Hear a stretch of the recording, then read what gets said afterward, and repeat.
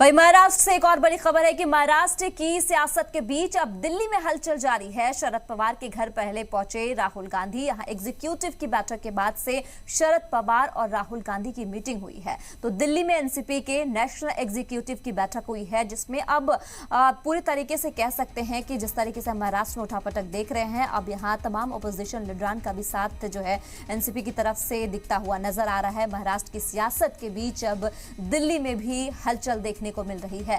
हलचल लगातार जारी है। शरद पवार के घर पहुंचे हैं राहुल गांधी, उनसे मुलाकात की एग्जीक्यूटिव। ये बैठक के बाद से शरद पवार और राहुल गांधी की ये मीटिंग देखी गई है। दिल्ली में ये बैठक हुई है। दिल्ली में एनसीपी के नेशनल एग्जीक्यूटिव की ये बैठक हुई है।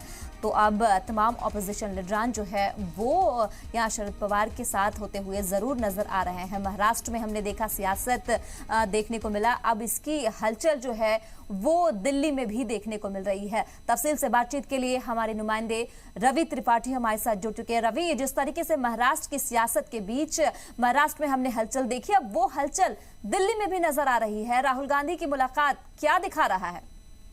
देखिए, ये मैसेज है राहुल गांधी की तरफ से। अगर आप देखें तो ये तस्वीर चाहिए, जो मिलना है, जो आना है, ये मैसेज है कि विपक्षी पार्टियों को अगर टारगेट किया जाता है तो कांग्रेस पार्टी उन पार्टियों के साथ खड़ी है। और शरद पवार जैसे बड़े नेता, जो विपक्षी अगर एकता की बात करें तो सबसे बड़ा धुर है, वो सबसे बड़ी कड़ी माने जाते हैं। शुरू से लगातार अगुवाई करते रहे इस मामले में। तो अगर उनको टारगेट किया गया है, यानी विपक्षी एकता को टारगेट किया गया है, तो जाहिर तौर पे राहुल गांधी यहाँ पहुंचकर ये मैसेज देना चाहते हैं कि विपक्ष में किसी के साथ अगर अन्याय होता है, सरकार अगर जानबूझ के टारगेट करती है, तो हम उनके साथ खड़े हैं।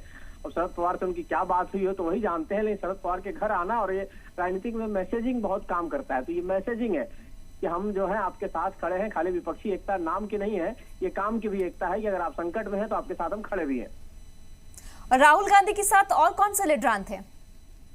नहीं, कोई राहुल गांधी के साथ कोई और नेता नहीं आए। राहुल गांधी अकेले आए हैं और उनके निजी सहायक जो उनके साथ होते हैं वही आए हैं। राहुल गांधी अपनी गाड़ी से अकेले आए हैं और अकेले ही उनकी मुलाकात शरद पवार से अभी हो रही है।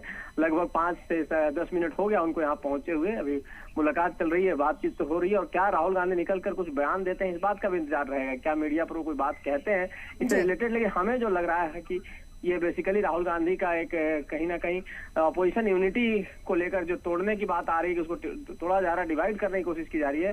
तो कहीं पीछे बाकी पार्टियां पीछे नहीं हटेंगी। ये मैसेज कि 17-18 तारीख को बेंगलोर में अपोजिशन पार्टी बैठक होनी है। उस बैठक से पहले इस तरह की कार्रवाई हुई है। पटना में बैठक, और पटना के बाद जो दूसरी बैठक से पहले ही इतनी बड़ी कार्रवाई अगर इतने बड़े नेता को के पार्टी को तोड़ने की हुई है, तो ऐसी स्थिति में एक सॉलिडेरिटी भी दिखाना है और एक ये भी दिखाना है कि भाई विपक्षी पार्टियां अलग नहीं है, हम एक साथ खड़े हैं। खुद अगर एनसीपी की बात करते हैं तो एनसीपी की तरफ से कौन कौन से लीडरान इसमें इस बैठक में मौजूद हैं?